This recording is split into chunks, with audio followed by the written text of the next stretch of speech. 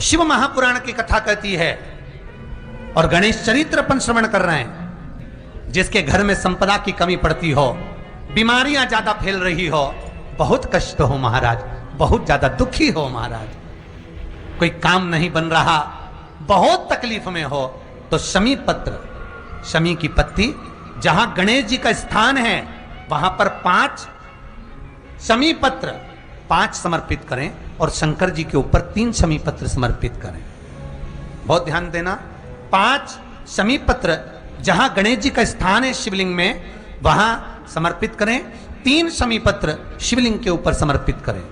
1 शमी पत्र शंकर जी की चौखट पर लेफ्ट भाग में, जाते समय आपका उल्टा हाथ, जब मंदिर से निकलो तो उल्टे हाथ पर लेफ्ट भाग में शंकर जी की चौखट पर समर्पित करें 1 शमी पत्र। और महाराज घी का दिया जहां लेफ्ट भाग में आपने शमी पत्र रखा है, मंदिर में ना दिया लगाकर बाहर की ओर जहां शमी पत्र रखा है उसके ठीक साइड में एक घी का दिया लगा दीजिए। गणेश पुराण कहती है भगवान गणेश जी का मोर ध्वज का, मयूर ध्वज गणेश का नाम लेकर जो ये दीप शमी पत्र चढ़ा देता है उसके घर से कभी रिद्धि सिद्धि नहीं जाती, वैभव प्रतिष्ठा नहीं जाती। कर देखना, अगले साल तक आपका व्यापार कितना चलता है हमको बताना जरूर, करके देखो एक बार। गणेश पुराण का, शिव महापुराण का ये प्रसंग करिए, जीवन में उतारिए। प्रश्न किसी ने करा है, बड़ा सुंदर प्रश्न है, समझने वाला प्रश्न है कि हम शंकर जी के मंदिर में जाते हैं,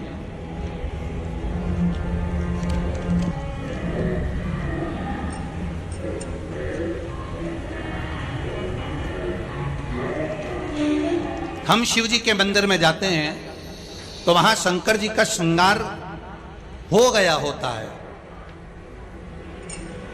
अर्थात जो पूजन कर कर गया वो शिव जी का श्रृंगार करके गया, कोई भी गया, फिर वापस हम जल चढ़ाएं, फिर वापस श्रृंगार करें तो क्या स्वीकार होगा?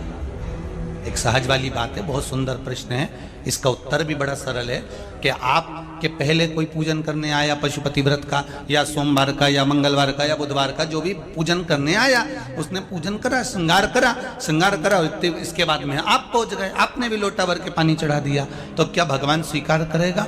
क्यों नहीं, क्यों नहीं करेगा?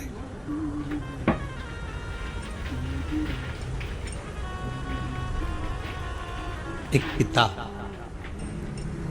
के 5 पुत्र हैं, बहुत सरल भाषा में समझना है इस प्रश्न का उत्तर। एक पिता के 5 पुत्र हैं, पिता के लिए 5 पुत्र बराबर हैं, बोलो सही है कि गलत है? माता के लिए, पिता के लिए ये 5 पुत्र बराबर के हैं महाराज। इनके पास में कपट वाला भाव नहीं है। बड़ा बेटा आया, उसने कहा पिताजी 50 रुपए देना मुझे, पिताजी ने उसको 50 रुपए दिए। मंझला बेटा आया, पिताजी मुझे 100 रुपए देना, ले बेटा ये ले। कोई आया, मुझे 200 रुपए देना, हाउ बेटा ये। कोई आया, मेरे को 500 रुपए देना, हाउ बेटा ये। पिता के लिए सब बराबर है। अब एक बेटा आया, उसने पांव दबाया, एक बेटा आया उसने हाथ दबाया, एक बेटा आया उसने धोक लगाई, एक बेटा आया पीठ की मालिश कर कर चले गया, एक बेटा आया थोड़ा सा पिताजी को पानी पिलाकर चले गया। उसी तरह पिता प्रसन्न है कि मेरे 5 की 5 बेटे मेरी सेवा में लगे हुए हैं, मेरे 5 पुत्र मेरी सेवा कर रहे हैं, ये पिता की प्रसन्नता है, ये पिता की प्रसन्नता है। उसी तरह भगवान की हम सब औलाद हैं, भगवान की हम सब संतान हैं। जो बेटी जो बेटा जब आता है और जब पूजन कर कर जाता है, भगवान उसकी पूजा को उसी समय स्वीकार कर लेता है। भगवान ये नहीं सोचता कि मेरा श्रृंगार हुआ है, केवल एक देव अधिदेव महादेव ही तो ऐसे हैं जो दिन भर नहाते हैं, दिन भर उन पर पानी चढ़ता है, दिन भर उनका श्रृंगार होता है, दिन भर उनका आनंद होता है, दिन भर भोग लगता है, दिन भर दिया लगता है, दिन भर उनका स्नान पूजन होता है। केवल एक देव अधिदेव महादेव ही तो ऐसे हैं जिनके मंदिर में जाने का कोई मुहूर्त नहीं होता, जब मर्जी पड़े तब चले जाओ। सारे देवताओं के मंदिर में तो दरवाजे भी रहते हैं, सारे मंदिरों में तो दरवाजे और चौखट भी होती है, पर पहले का अगर नियम निकाल कर देखोगे तो शंकर जी के मंदिर में ना तो दरवाजा होता था ना चौखट होती थी। दरवाजा चौखट बना भी देते थे तो दरवाजा नहीं लगाते थे कि तुम्हारी मर्जी पड़े तब शंकर के दरवाजे जाना, जल चढ़ा के आना, प्रार्थना करना और वापस घर चढ़े जाना। क्यों? क्योंकि शंकर शमशान के वासी हैं, शिव कैलाश के निवासी हैं। शंकर शमशान में निवास करते हैं। जैसे शमशान में जाने का कोई मुहूर्त नहीं होता, उसी तरह शंकर भगवान के पास जाने का कोई मुहूर्त नहीं होता, जब मर्जी पड़े तब चले जाओ, जब तुम्हारा मन करे तब शिव के दरवाजे जाओ। उसके पास जाने का कोई मुहूर्त नहीं, उसके पास पहुंचने का कोई मुहूर्त नहीं, उसकी चौखट पर जाने का कोई मुहूर्त नहीं है। तुम्हारा जब मन पड़े, तुम्हारा जब मन करे तब शिव के दरवाजे पहुंचो। जैसे बेलपत्र के वृक्ष के नीचे चढ़ाया गया पानी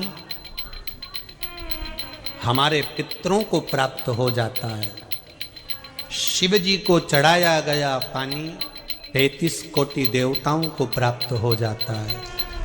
उसी तरह भगवान देव अधिदेव महादेव को समर्पित करा गया एक बेलपत्र 3 लोक के हमारे संपूर्ण देवी देवता जो भी विराजमान है उन सबको प्राप्त हो जाता है। जल की बड़ी महत्वता है कि जल शिवजी को जब चढ़ाया जाता है, जल जब हम बेलपत्री के पेड़ के नीचे चढ़ाते हैं, पीपल के वृक्ष के नीचे जल चढ़ाते हैं, आंवले के वृक्ष के नीचे जल चढ़ाते हैं, तो उसकी कितनी कितनी महत्वता होगी।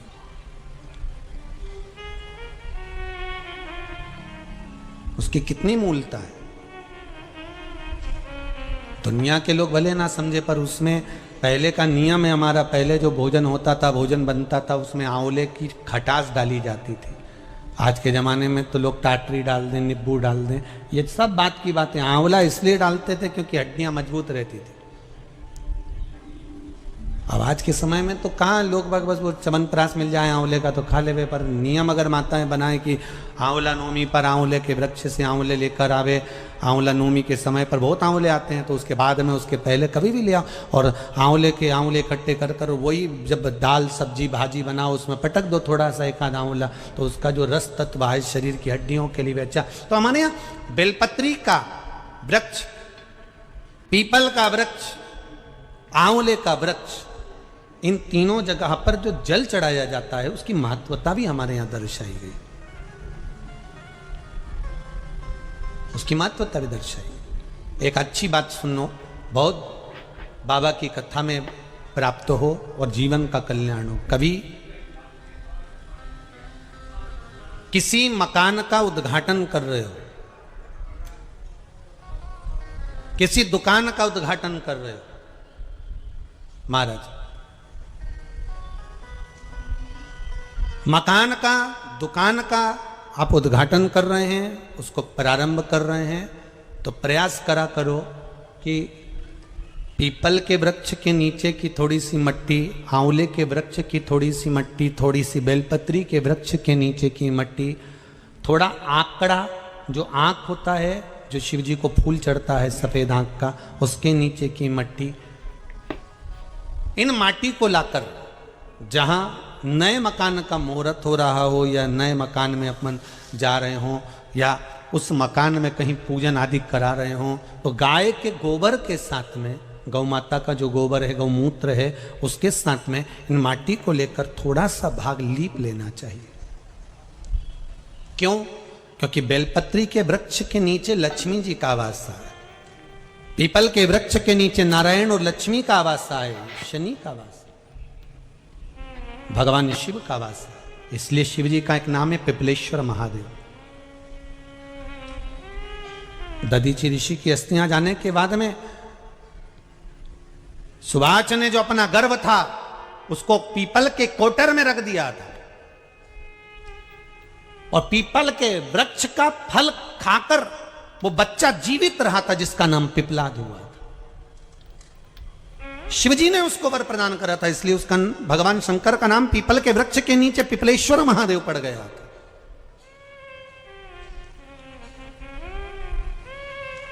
भगवान शिव का नाम पिपलेश्वर महादेव। तो यहां जो नारायण, भगवान विष्णु, भगवान ब्रह्मा, भगवान शिव आंवले के वृक्ष के नीचे विराजमान है अपनी अपनी संगनी के साथ, तो वहां की मिट्टी सुख प्रदान करती है। पीपल के वृक्ष के नीचे की मिट्टी सुख प्रदान करती है, बेलपत्री के वृक्ष के नीचे की मिट्टी सुख प्रदान करती है, हमको आनंद की अनुभूति करा देती है।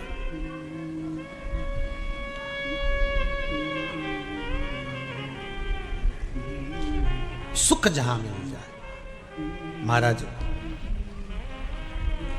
शिव महापुराण की कथा कर रही है, देवराज नाम का ब्राह्मण थोड़ा सा कथा का रसास्वादन कर कर, ब्राह्मण देवता को नहीं मालूम कि ये चोर है, उन्होंने तो उसको भक्त समझा कि कथा सुनने के लिए आया है।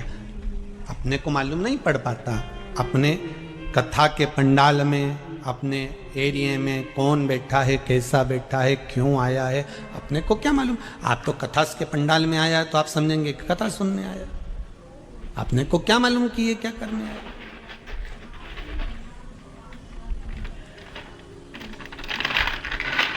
हमें अंदाजा नहीं है कि वो क्या करने के लिए आए, हमें तो अंदाजा इस बात का है कि वो कथा सुनने के लिए आए। शमी के वृक्ष की पत्ती, जैसे ये बेलपत्र होता है, शिव को और गणेश को बेलपत्र, शमी पत्र समर्पित होता है।